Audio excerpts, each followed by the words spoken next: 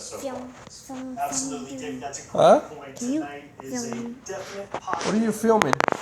Been challenging to say the least. And as far Where? as living arrangements goes, maybe they'll have to do some space rock apron surgery to see who gets the best berths at the International Space Station. Gary Reisman, I want to ask you about how this launch is such a great step forward in the return of America to space. Yeah, Chris, this is, we talked about it earlier in the broadcast, how we had a successful test flight with Bob and Doug, and now this is the first rotation flight. So now we're in the regular business of getting our astronauts up to the space station to crew the space station for 6 months at a time. And for 9 years, we only had one vehicle that could do that, and that was the Soyuz. And if anything went wrong with the Soyuz, if for some reason we had to take that fleet down, we had no way to get to the space station. Now we have 2 ways, and so you got rid of that single point failure. I'm really looking forward to Boeing getting the Starliner flying too, so that we'll have even more robustness. We'll have 3 different vehicles to get our astronauts up to the space station.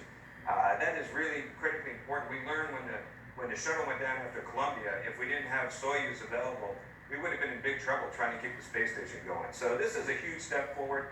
And it also is, an indication that we're getting closer to private citizens flying on the same vehicle.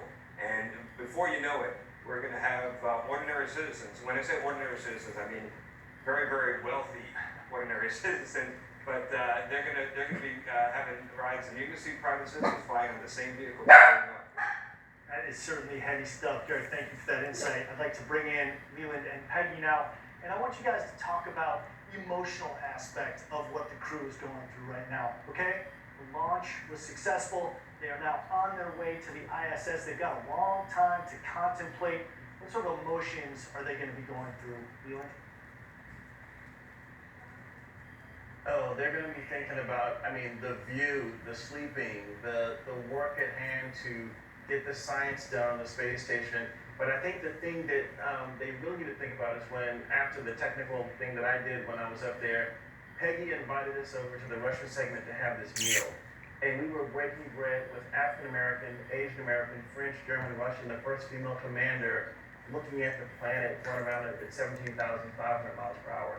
That's what blew my mind, and that's what gave me the perspective that we can all work together. So I thank Peggy for telling us to bring the rehydrated vegetables over, that they would have the meat for us to have this space smorgasbord, and it was just incredible. Now, that's a great point, Leland, and we saw in one of the earlier packages, someone pointed out, just watch the astronauts enjoy a meal together. And they essentially become a family up there, don't you, Peggy? You got your family down here on Earth, but when you're on the ISS, you are a family. Absolutely. In fact, my first commander on my first flight, Valery Korzun, always referred to me as his space sister. I do think we tend to become very close to the folks that we're with, and I think that's natural because, your lives depend on each other. So professionally, it means more than just, the folks that you work with at a job in your office or whatever. It has a little more meaning. There has to be more trust that's involved. There has to be more communication in order to be a really successful crew. And that's what's really special about the personal interactions that happen on board the space station. All right, so far tonight we have witnessed a successful launch, the successful return of the Falcon 9 rocket to Earth. David Curley, as you mentioned, the nose cone is open, and the next critical step is going to be docking at the ISS. Take us through that procedure. Yeah, it's an effort of orbital dynamics and catching up to the space station. That's why this was an instantaneous launch, as it's called, Chris. That meant they had to go at exactly that second.